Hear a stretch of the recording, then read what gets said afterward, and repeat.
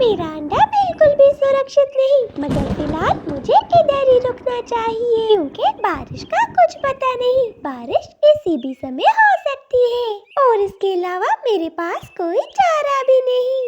रानो चिड़िया मौसम के ठीक होने का इंतजार करने लगती है कि अचानक ही वहाँ पर पायल चिड़िया आ जाती है। पायल चिड़िया अपने घोंसले में एक अजनबी चिड़िया और एक अंडे को देखकर हैरान रह जाती है। चिड़िया, कौन हो तुम और मेरे घोंसले में क्या कर रही हो?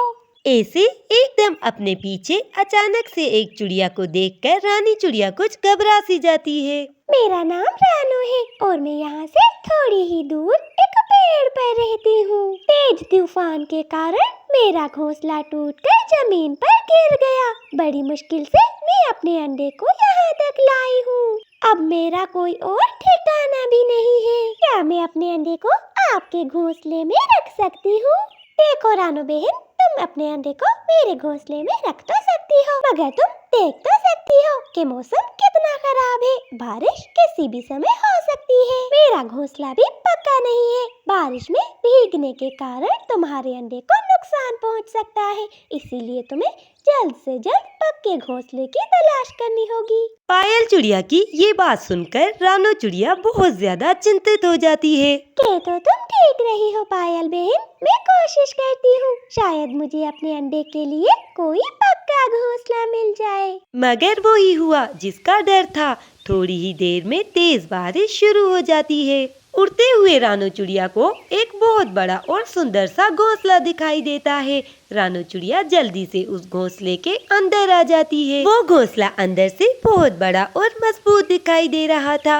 रानो चिड़िया सोच रही थी कि ये घोंसला न जाने किसका होगा। यहाँ पर मैं और मेरा अंडा सुरक्षित तो है, मगर पता नहीं ये घोंसला किसका हो सकता है। अगर इस घोंसले का मालिक पक्षी आ गया और उसने मुझे यहाँ से भी निकाल दिया, तो मैं इस बारिश में अपने अंडे को लेकर कहाँ जाऊँगी? मगर कोई बात नहीं, अगर कोई आया तो देखा जाएगा। फिलहाल तो हम यहाँ पर आराम से हैं। मगर रानो चिड़िया की किस्मत कुछ ज्यादा अच्छी नहीं थी। उसे ये मालूम नहीं था कि ये घोंसला एक चील का है और जब चील घर वापस लौटती है तो वो अपने घर के बाहर ही रुक जाती है, क्योंकि उसे अपने घर में से किसी की आवाज सुनाई देती है। मेरे घर के अंदर कौन हो सकता है? मुझे छिपकर खिड़की से देखना चाहिए। चील जब खिड़की से देखती है तो वो ये देखकर हैरान रह जाती है कि उसके घर के अंदर एक चिड़िया और उसका अंडा था। अरे वाह रे वाह किस्मत! ऐसी बारिश में मैं शिकार के लिए मारी मारी फिर रही थी, मगर शिकार तो मेरे घर में ही है। इतना कहकर वो चील घर के अंदर आ जाती है।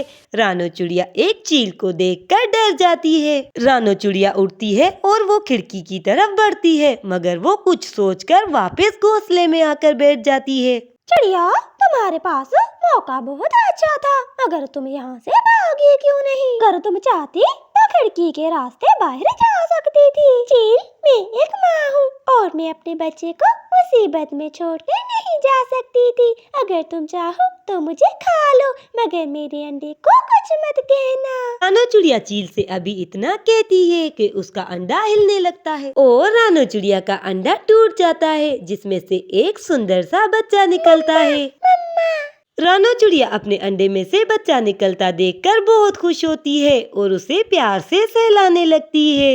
ये सब देखकर चील को चिड़िया और उसके छोटे से बच्चे पर दया आ जाती है। जाओ चिड़िया, मैंने तुम्हें अपने छोटे से बच्चे के लिए छोड़ दिया। देखो तो सही, तुम्हारा बच्चा कितना सुंदर है। रानो चिड़िया ये सुनकर बहुत खुश हो जाती है। चिड़िया, बाहर मौसम बहुत खराब है, आज की रात तुम मेरे घर में रुक सकती हो और तुमने कुछ खाया भी नहीं होगा।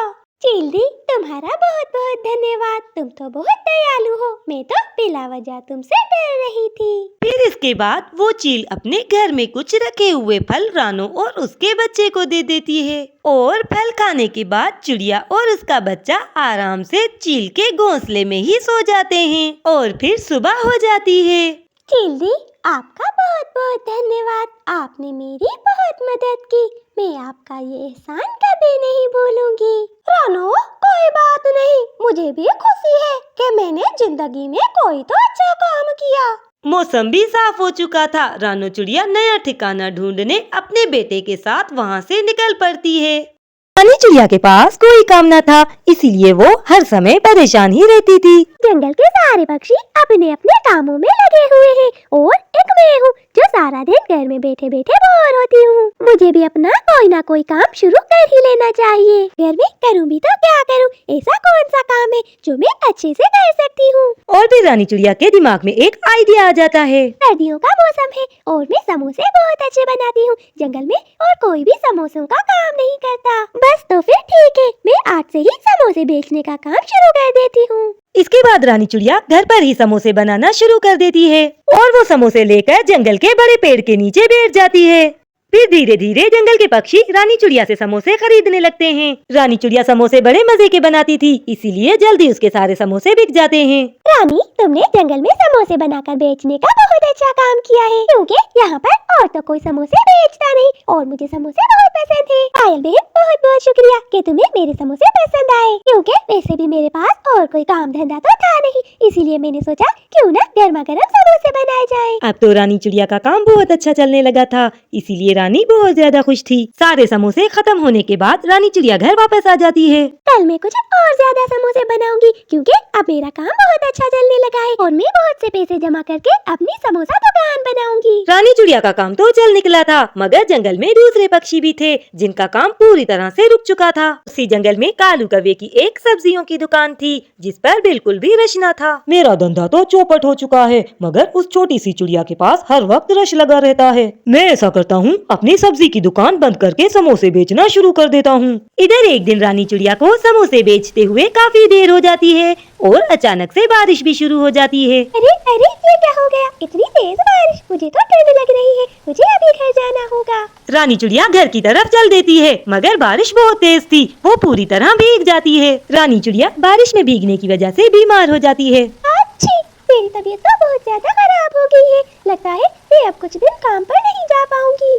इधर कालू कौवा इस मौके से फायदा उठाकर रानी चिड़िया की जगह पर समोसे बेचना शुरू कर देता है। समोसे ले लो, गर्मा गर्म समोसे ले लो। चिड़िया, बताओ कितने के समोसे चाहिए तुम्हें? रानी बीमार क्या हुई? तुमने तो उसकी जगह ही ले ली। हमें रानी के अलावा किसी के भी समोसे पसंद नहीं और तुम्हारे तो बिल्कुल नहीं। चिड़िया की ये बात सुनकर कालू कौवे को बहुत बुरा लगता है।